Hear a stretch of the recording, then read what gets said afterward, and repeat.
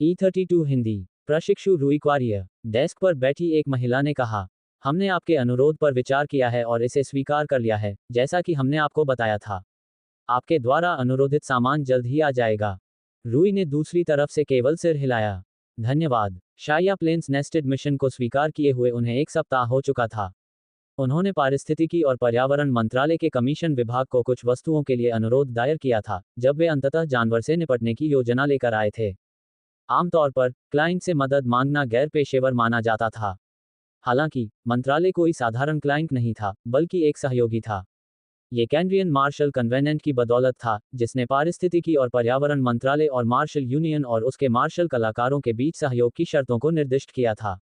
इस प्रकार वह बिना किसी संकोच के मंत्रालय से सहायता का अनुरोध करने में सक्षम था। शुक्र है, उसका अनुरोध स्वीकार कर लिया गया। यही कारण था कि वह मंत्रालय की निकटतम शाखा में गया था, ताकि वह अपनी मांगी गई वस्तुएं प्राप्त कर सके। क्या मैं जान सकता हूं कि मैंने जो खुफिया जानकारी दर्ज की थी उसका मूल्यांकन क्या था?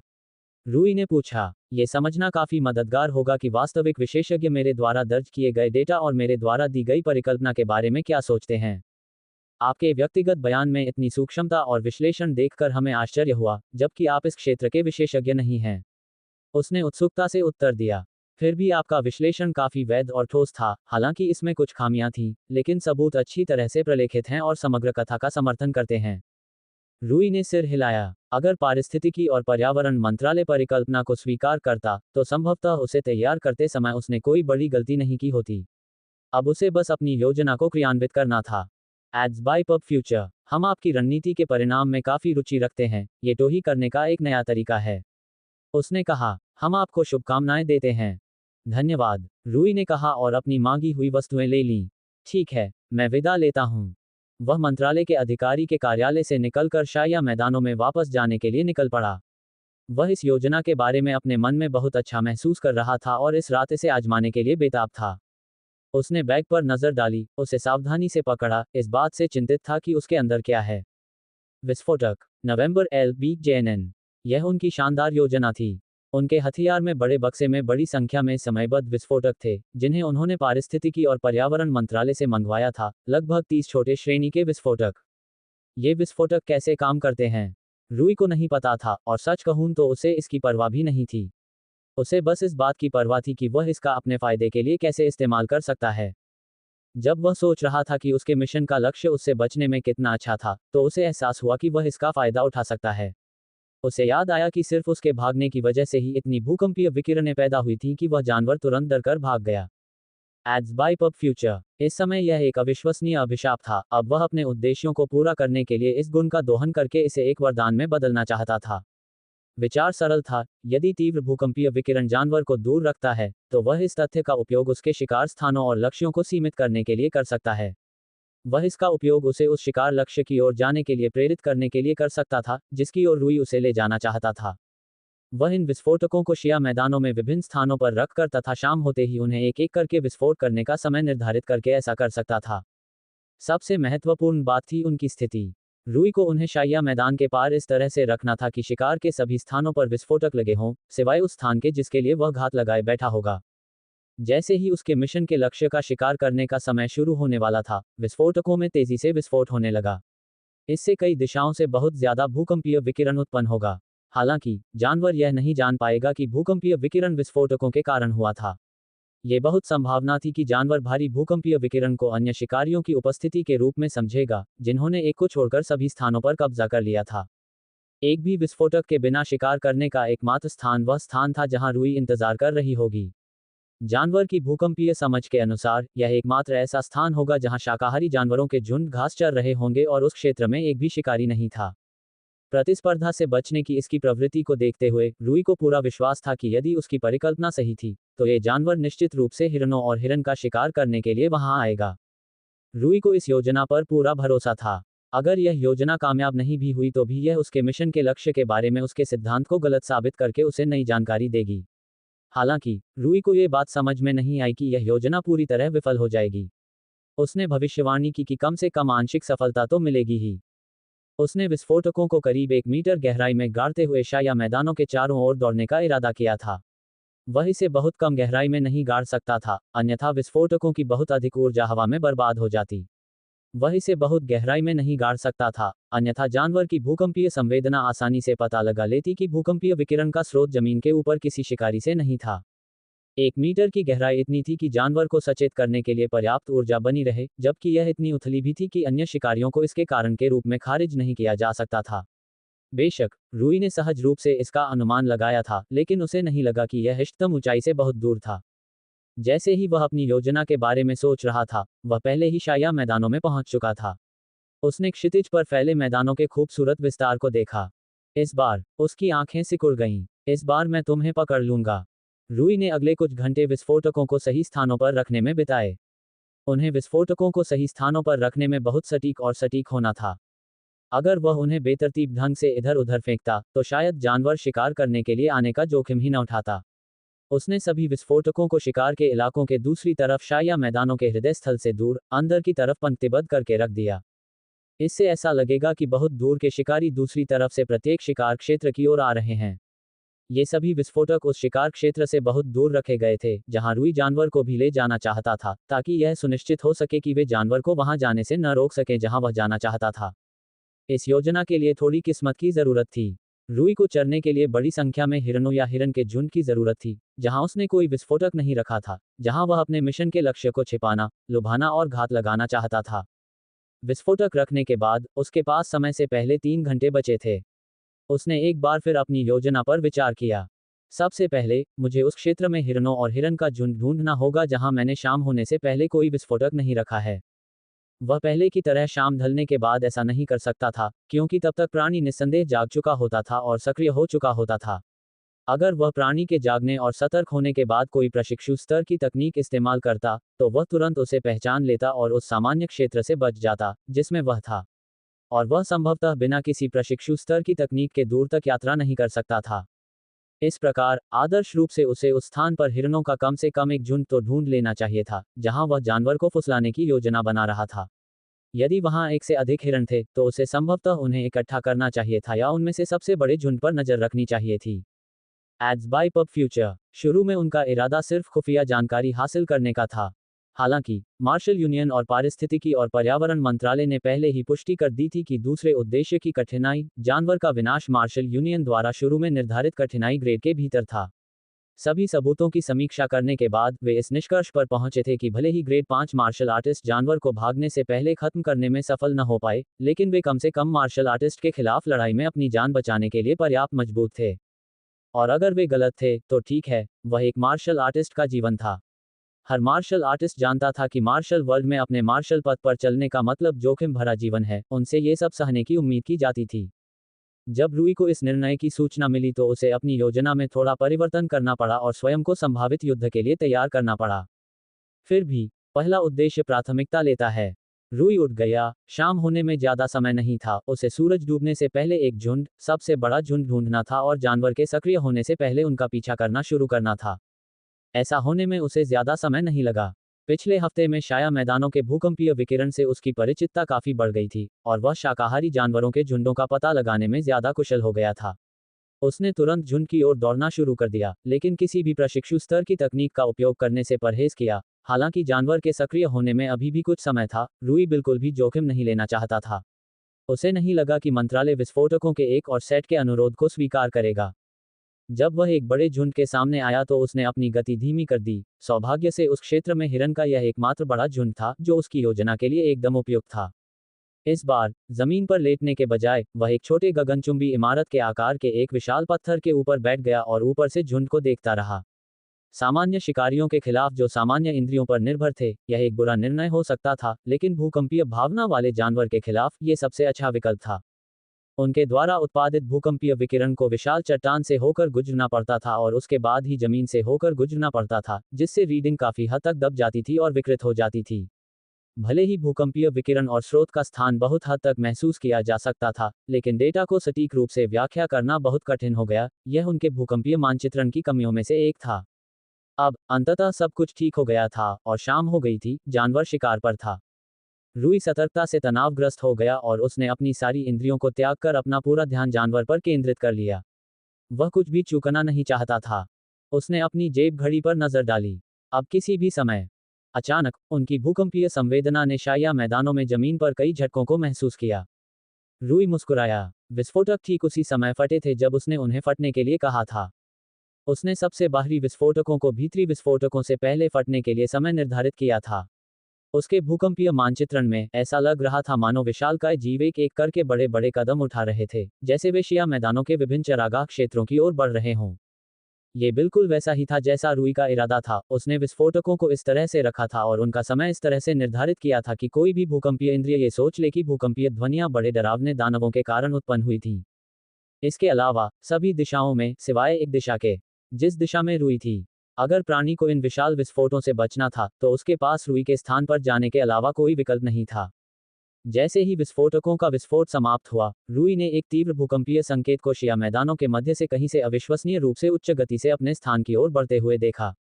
रूई अत्यधिक आनंद और उत्साह के साथ जोर से हंस पड़ी, ये सोचकर कि यह उतना ही अच्छा काम करेगा जितना कि प्रतीत हो रहा है।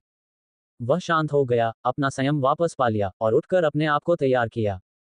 समय आ गया था। 500 metre, 200 metre, 100 metre, 50 metre, 10 metre. जब वह झुंड से 10 मीटर दूर था, रूई पहले से ही तनावग्रस्त स्थिति में बैठी थी, संतुलित दिशा, समानांतर चाल और बाहरी अभिसरण का उपयोग करके उसकी ओर छलांग लगाने के लिए सही समय की प्रतीक्षा कर रही थी। और यह वही था। जमीन कांप उठी और झुंड से 1 मीटर दूर एक बड़ा धब्बा उभर आया। 5 मीटर लंबा, 5 जोड़ी अंक, पूरे शरीर पर शल्क। लेकिन ये जानवर का सबसे आकर्षक हिस्सा नहीं था। इसकी एक बड़ी आंख थी तथा एक गोलाकार मुंह था जो बहुत अधिक फैलने पर अंदर से नुकीले दांत दिखाई देते थे तथा कई तंतु जैसी जीभें बाहर निकली हुई थीं। ये किसी हॉरर फिल्म के चरित्र डिजाइन विभाग द्वारा निर्मित राक्षस जैसा लग रहा था, जिसे राक्षस को यथासंभव विचित्र और डरावना बनाने के लिए बहुत अधिक समय और धन आवंटित किया गया था। ये पहली बार था कि रूई ने अपने जीवन में ऐसा विचित्र प्राणी देखा था। रूई ने तुरंत एको सर्वे डिवाइस से रिकॉर्डिंग शुरू कर दी। उसे राहत मिली कि उसने मिशन का पहला उद्देश्य प्रभावी ढंग से पूरा कर लिया है। एको सर्वे डिवाइस उसके शरीर पर बंधा हुआ था, एक ऐसी विशेषता जिसने इसे साथ ले जाना और जरूरत पड़ने पर तुरंत इस्तेमाल करना सुविधाजनक बना दिया, जिससे ये रूई द्वारा की गई हर चीज को देख सकता था। रूई ने कम से कम एक जानवर को खाने का इंतजार किया। वह उसके खाने का दस्तावेज बनाना चाहता था ताकि यह सत्यापित किया जा सके कि यह जानवर वास्तव में शाया मैदानों की शाकाहारी आबादी के बड़े पैमाने पर शिकार के लिए जिम्मेदार जानवर था। बहुत बढ़िया, सही कहा, रूई ने खुशी से सोचा जब उसने देखा कि जानवर ने कुछ ही सेकंड में एक हिरन को खा लिया, क्योंकि उसकी अम्लीय लार ने हिरन के मांस को एक चिपचिपे रस में विघटित कर दिया, जिसे तुरंत चूस लिया गया। एक जीवित हिरन 1 सेकंड से भी कम समय में कंकाल में तब्दील हो गया। ये तब था जब रूई ने कूदने का फैसला किया। उसने मानक जारी ट्रैकिंग डिवाइस को पकड़ लिया और प्रशिक्षु स्तर की तकनीकों के साथ जानवर की ओर छलांग लगा दी। जानवर ने बहुत करीब से शक्तिशाली भूकंपीय विकिरण का पता लगाया और वहीं जम गया। उसने भूकंपीय विकिरण के स्रोत की दिशा में अपना सिर झुकाया। बूम! रूई उससे 10 मीटर दूर उतरी। वह आनंद से मुस्कुरा रही थी और उस जानवर को देखकर घृणा से कांप रही थी। दूसरी ओर, जानवर खुश नहीं दिख रहा था, अगर वह पहले से ही भाव व्यक्त करने में सक्षम था। यह एक शीर्ष शिकारी भी था, भले ही वह अन्य शिकारियों से बचता था, ऐसा जोखिम को कम करने के लिए था, न कि इसलिए कि वह जीतने में असमर्थ था। शाया मैदानों में उससे ज्यादा खतरनाक शिकारी बहुत कम थे। लेकिन रूई एक मार्शल अप्रेंटिस था और उसका पूरा ध्यान उसके सामने खड़े जानवर पर था। उसके दिमाग का भार जानवर के दिमाग पर पड़ रहा था, जिससे वह सतर्क हो गया। विकास के परिणामस्वरूप प्रत्येक संवेदनशील जीव में एक नवजात सहज छठी इंद्री होती है, अगर इसे ऐसा कहा जा सकता है। ये छठी इंद्री जोखिम और खतरे के अवचेतन विश्लेषण और मूल्यांकन का परिणाम थी। इस समय जानवर की सहज प्रवृत्ति उसे चेतावनी दे रही थी कि रूई जैसे छोटे से जीव का बच्चा होने के बावजूद वह खतरनाक था। जानवर को निर्णय लेने में कठिनाई हो रही थी। एक तरफ हिरन पहले ही भाग चुके थे और उसका भोजन बाधित हो चुका था, जिससे उसका आदिम क्रोध और अतृप्त भूख भड़क रही थी। दूसरी तरफ रूई जैसी ताकतवर से उसकी मौजूदा भूखी अवस्था में लड़ना और भी खतरनाक था। यह मेरी अपेक्षा से कहीं ज्यादा तर्कसंगत है, रूई ने टिप्पणी की। जानवर ने बस अपनी बड़ी बड़ी आंखों से उसे घूरा था। अचानक जानवर पीछे हट गया और उसका सामना रूई से हुआ। ये सचमुच भाग जाएगा, यह अविश्वसनीय रूप से तर्कसंगत है, रूई ने शाप दिया। उसे उम्मीद थी कि जानवर उस पर हमला करेगा। फिर भी रूई ने इसका पूर्वानुमान लगा लिया था और एक आकस्मिक योजना तैयार कर ली थी। जानवर ने बहुत तेज गति से मिट्टी खोदी तथा प्रक्रिया को तेज करने के लिए प्रतिरोध को तोड़ने के लिए अपनी लार का प्रयोग किया। Ads by PubFuture. लेकिन रूई उससे भी तेज थी। उन्होंने पारिस्थितिकी एवं पर्यावरण मंत्रालय से विस्फोटकों के साथ प्राप्त एक उपकरण का बटन दबाया। यह एक डेटोनेटर था, एक ऐसा डेटोनेटर जिसने पारिस्थितिकी एवं पर्यावरण मंत्रालय से प्राप्त सभी विस्फोटकों को विस्फोटित कर दिया। बेशक उसने जो विस्फोटक प्राप्त किए थे उनमें से अधिकांश को बहुत पहले ही विस्फोटित कर दिया गया था ताकि वह जानवर यहां आ सके, लेकिन कुछ विस्फोटक ऐसे भी थे जिन्हें रूई ने अभी तक विस्फोटित नहीं किया था। ये विस्फोटक चरागाह के बाहर 10 मीटर गहराई में रखे गए थे। डेटोनेटर चालू हो गया और जानवर जम गया। रूई मुस्कुराई। ठीक है, वहां मत जाओ, वहां खतरा है, इसके बजाय यहां आओ। विस्फोटित विस्फोटकों का उद्देश्य इस राक्षस को पीछे हटने से रोकना था। विस्फोटकों को इस प्रकार रखा गया था कि भूकंपीय संवेदना और राक्षस की सीमित बुद्धि को धोखा दिया जा सके, क्योंकि भूमिगत खतरे ऐसे भूकंपीय विकिरण उत्पन्न करने में सक्षम हैं। जानवर ने खुद को जमीन से खोदकर बाहर निकाला, उसके चेहरे पर डर की हल्की सी झलक देखी जा सकती थी। इतने सारे शिकारी शाया मैदानों में कब घुस आए, उसे समझ में नहीं आया। उसकी सीमित बुद्धि ने सभी तीव्र भूकंपीय विकिरणों को खतरों से जोड़ दिया। उसके मन में शिया मैदानों से बाहर निकलने का एकमात्र सुरक्षित रास्ता जमीन पर था। और यह सब रूई की बड़ी योजना का हिस्सा था। फूश। रूई अपने प्रशिक्षु स्तर की सभी तकनीकों के साथ अविश्वसनीय रूप से उच्च गति से जानवर की ओर बढ़ा, और जैसा कि उसने अनुमान लगाया था, जानवर दूर चला गया, यहां तक कि जमीन पर भी उल्लेखनीय तेजी से आगे बढ़ रहा था।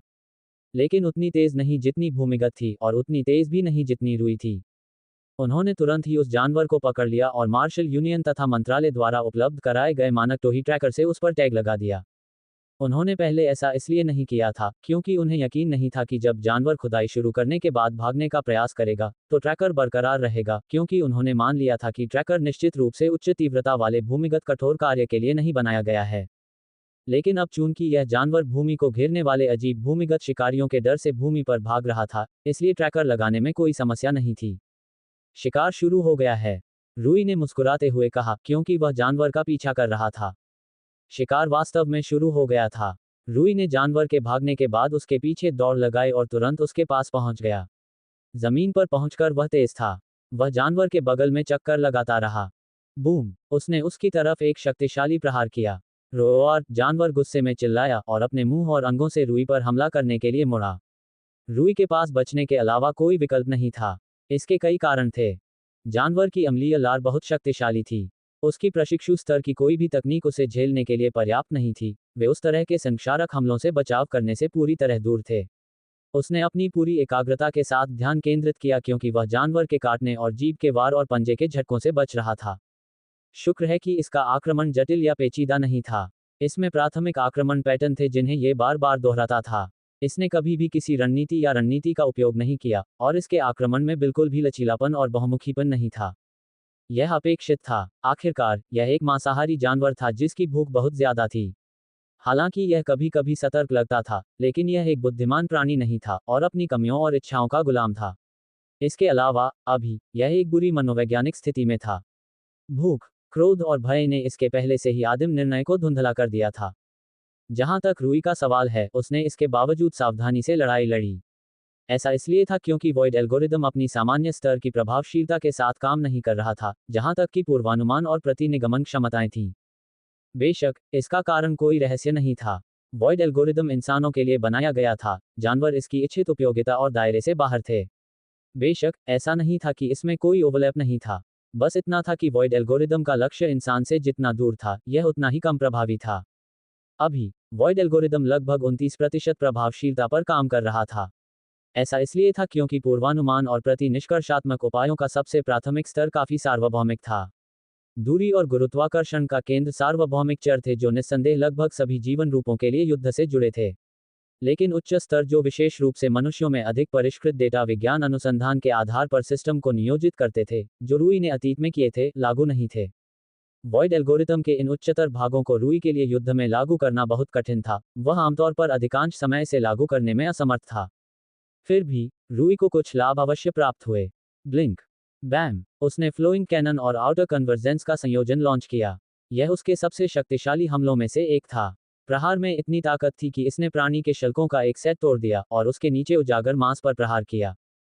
रोआर! जानवर दर्द और क्रोध में चीखा और रूई पर हमला किया, लेकिन पूरी तरह चूक गया। इस जीव की एक आंख बड़ी थी, जिससे रूई को संदेह हुआ कि यह भूकंपीय संवेदन के अलावा ज्यादातर दृष्टि पर निर्भर करता था। इसका मतलब है कि जमीन पर यह सिर्फ दृष्टि पर ही निर्भर हो सकता था। इसका आगे अर्थ यह था कि ब्लिंक उसका प्राणघातक शत्रु था। इसके अलावा अपनी आदिम बुद्धि के कारण वह ये भी नहीं समझ पाया कि क्या हो रहा है, और अगर समझ भी गया तो वह पलक झपकाने का उपयोग करके जाल बिछाने में असमर्थ था। रूई को तो यहाँ तक संदेह था कि क्या उसे पलकें झपकाने के बारे में कोई जानकारी है, क्योंकि मनुष्यों की तुलना में जानवरों में आत्म जागरूकता का अभाव होता है। इसका मतलब यह था कि रूई निडर होकर ब्लिंक का अधिकतम दुरुपयोग और शोषण कर सकती थी। वह जानवर की लड़ाकू प्रवृत्तियों से और अधिक अभ्यस्त होने लगा था, और उसे पूरा भरोसा था कि वह जानवर को मार गिरा सकता है, जो कि उसे पहले नहीं था। उसने जानवर पर ट्रैकर लगा दिया था ताकि भले ही जानवर रूई के लिए बहुत शक्तिशाली हो, वह कम से कम अपने मिशन के पहले उद्देश्य को पूरा कर सके, लेकिन अब वह इसे एक कदम आगे ले जा सकता था। मान लीजिए कि मैं इसे यहाँ रहने के लिए मजबूर कर सकता हूँ, रूई ने नोट किया। आखिरकार रूई द्वारा इसे धोखा देने के लिए इस्तेमाल किए गए विस्फोटकों से जानवर की सावधानी खत्म हो जाएगी, जिसका मतलब है कि यह निस्संदेह भूमिगत यात्रा के माध्यम से बच जाएगा। यही कारण था कि रूई को किसी तरह उसे भूमिगत न होने देने के लिए मजबूर करना पड़ा, और उसने इसके लिए सबसे सही तरीका भी निकाल लिया था। तराजू। रूई को पहले से ही संदेह था कि ये शल्क जानवर को भूमिगत यात्रा के दौरान होने वाले अत्यधिक फाड़ने वाले बल का सामना करने में सक्षम बनाने के लिए बनाए गए थे। जैसा कि उसने अभी देखा था, तराजू के नीचे एक बहुत नर्म उजागर खाल और मांस था। रूई ने इसे महसूस किया था और इसे क्षतिग्रस्त कर दिया था, इसलिए वह अपेक्षाकृत निश्चित था कि उजागर मांस उच्च भूमिगत यात्रा का सामना करने में सक्षम नहीं होगा। वास्तव में, ये काफी संभावना थी कि उसके पास जो तराजू थे, वे उच्च भूमिगत यात्रा का सामना करने के लिए विकसित हुए थे। इससे ये भी पता चलता है कि इतना बेकाबू गुस्सा होने के बावजूद ये प्राणी इतना सतर्क क्यों था। अगर यह एक सामान्य शिकारी होता, तो यहाँ वहाँ कुछ नुकसान होना कोई बड़ी बात नहीं होती। लेकिन इस जानवर के मामले में ऐसा नहीं था। अगर इस जानवर के शल्कों को काफी नुकसान पहुंचता, तो भूमिगत यात्रा करने की इसकी क्षमता बहुत कम हो जाती। अगर यह खुले मांस के साथ भूमिगत यात्रा करने की कोशिश करता, तो भूमिगत यात्रा करने पर वह मांस फट जाता और टुकड़े टुकड़े हो जाता। इसके छिलके भी ऐसी चीज नहीं थे जो थोड़े समय में ठीक हो पाते, यदि हो भी पाते। इस प्रकार इसे भूमिगत यात्रा से रोकने के लिए रूई की योजना सरल थी: अधिक मांस को उजागर करना, और पहले से उजागर मांस पर हमला करके उसे और अधिक नुकसान पहुंचाना। Blink, boom, blink, बैम, blink, pav pav pav, dot dot dot, blink, वैम। समय बीतता गया और जानवर को अधिकाधिक क्षति सहनी पड़ी। दोनों काफी समय पहले ही मूल स्थान से दूर चले गए थे, लेकिन जानवर लगातार तेज गति से भागते हुए उनसे लड़ रहा था, और रूई पूरी गति से दौड़ते हुए आक्रमण भी कर रही थी। ब्लिंक, प्रहार। हाँ, रूई ने कहा, जब वह फ्लोइंग कैनन और आउटर कन्वर्जेंस के साथ मिलकर ब्लिंक के साथ एक जोरदार प्रहार करके जीव की आंख में चोट पहुंचाने में सफल रहा। दुर्भाग्य से आंख काफी बड़ी थी और वह पूरी तरह से उसकी दृष्टि को छीनने में विफल रहा था। यह अंतिम तिनका था। रोआर। प्राणी अपना दिमाग खो चुका था क्योंकि उसने भागने का रास्ता छोड़ दिया था और पूरी गति से रूई की ओर दौड़ा था। यह अंतिम संघर्ष था। तारांकन। लेखक का नोट: एथन और जोक को कई गोल्डन टिकट के लिए बहुत बहुत धन्यवाद। आप दोनों की बदौलत यह उपन्यास गोल्डन टिकट रैंकिंग में शीर्ष 200 में है। शिकार शुरू हुए काफी समय बीत चुका था। आखिरकार उस जीव को एहसास हो गया था कि इस बार उसकी जान वाकई दांव पर लगी हुई थी। शिकारी चाहे जो भी हो, उसने उसे शिकार करके खाने का मन बना लिया था। पहले दूसरे शिकारियों से उसका सामना बहुत कम समय के लिए होता था और वह बचकर भागने में सफल हो जाता था। लेकिन इस बार नहीं, इस बार वह वाकई खतरे में था।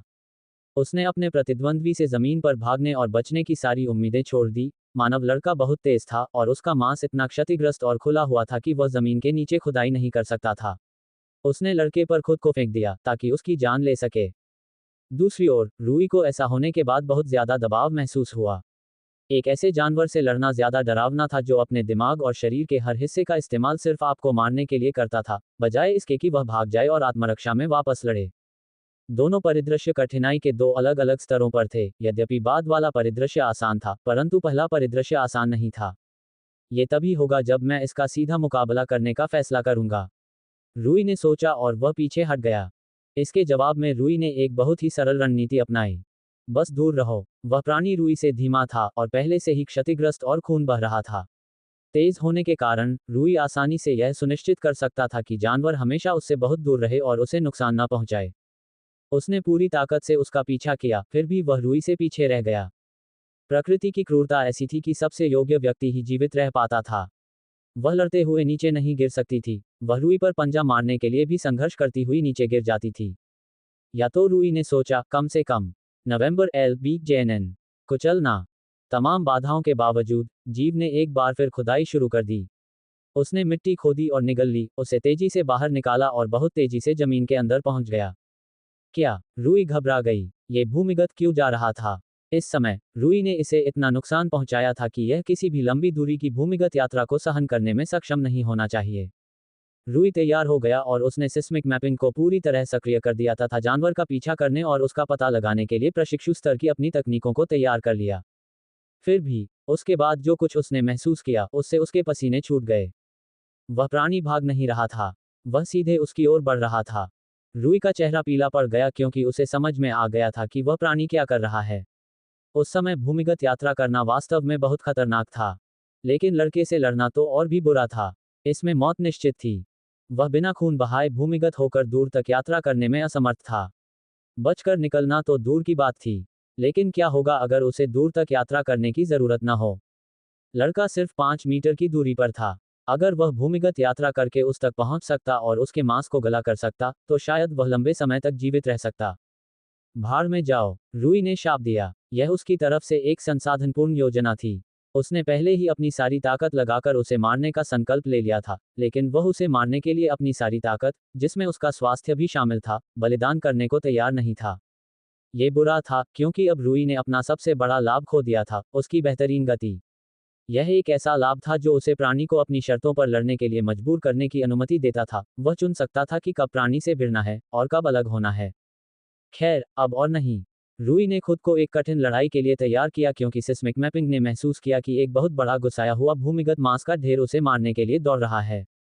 छलांग। बूम। रूई ने समय रहते ही छलांग लगा दी, क्योंकि जानवर जमीन से उछलकर बाहर आ गया था। जानवर उस पर भूमिगत हमला कर सकता था और इसका मतलब था कि उसे अपनी टाइमिंग के साथ बेहद सावधान रहना था। अगर वह बहुत जल्दी कूदकर चकमा देता, तो जानवर उससे पहले ही उसके उतरने की जगह पर पहुंच जाता, क्योंकि वह तेज था, और जैसे ही वह जमीन पर पहुंचता, उस पर हमला कर देता, और खेल खत्म हो जाता। वह हवा में चकमा नहीं दे सकता था। इस प्रकार, वह अच्छी तरह से जानता था कि उसे हमलों से बस एक कदम दूर रहना है, इससे पहले कि बहुत देर हो जाए। उसके पास गलती करने की बहुत कम संभावना थी और सफलता की बहुत कम सीमा थी। बहुत जल्दी छलांग लगाने पर वह खा लिया जाएगा, बहुत देर से छलांग लगाने पर वह निश्चित रूप से खा लिया जाएगा। यहाँ उसे सिर्फ एक ही फायदा हुआ था, उसका स्वास्थ्य। वह लगभग पूरी तरह सुरक्षित था, सिवाय पिछले हमले में उसकी त्वचा पर लगे कुछ एसिड के। लेकिन उस जीव की हालत वाकई खराब होने लगी थी। रूई के लक्षित प्रहार से उसे पहले ही काफी नुकसान पहुंच चुका था, और भूमिगत यात्रा का उपयोग करने से, भले ही थोड़े समय के लिए, उसका नुकसान और भी बढ़ गया था। उसका खून बहुत ज्यादा बहने लगा था और रूई ने महसूस किया था कि उसकी हरकतें और भी सुस्त हो रही थी, उसकी प्रतिक्रियाएं सुस्त और उसके हमले कमजोर होते जा रहे थे। अब इसमें ज्यादा समय नहीं बचा है। रूई को एहसास हुआ, मुझे इस पर ऐसे रुकना होगा जैसे कि मेरी जिंदगी इस पर निर्भर करती है। और ऐसा हुआ भी, बिल्कुल सचमुच। एक बार काटने से ही उसकी मौत हो जाती। लेकिन अब जब उस जीव की हालत खराब होने के कारण उसकी कमजोरियां और भी स्पष्ट हो गई थी, तो रूई ने वह खोया हुआ लाभ वापस पा लिया था जो सामान्य रूप से उसके पास था, वॉइड एल्गोरिदम। इस एल्गोरिदम को कमजोरियां पसंद थीं और वह उनका बेरहमी से शोषण और दुरुपयोग करता था। एल्गोरिदम पूरी गति से चल रहा था क्योंकि रूई ने लड़ाई को रोकने और जानवर के लिए जीवन को कठिन बनाने के लिए हर संभव कोशिश की।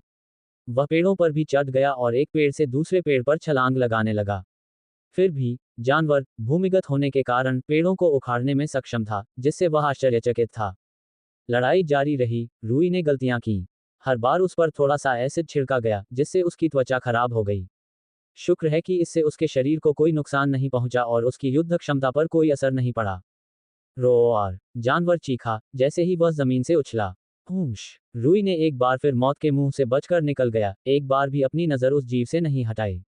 वह उसकी हताशा, डर और घृणा को महसूस कर सकता था। कुछ मायनों में, उसने कुछ हद तक सहानुभूति भी महसूस की, लेकिन उसने उन भावनाओं को कुचल दिया। ये वाकई आखिरी क्षण था, रूई इसे महसूस कर सकता था। उसे जीतने के लिए हर संभव कोशिश करनी थी। यही सबसे ज्यादा मायने रखता था।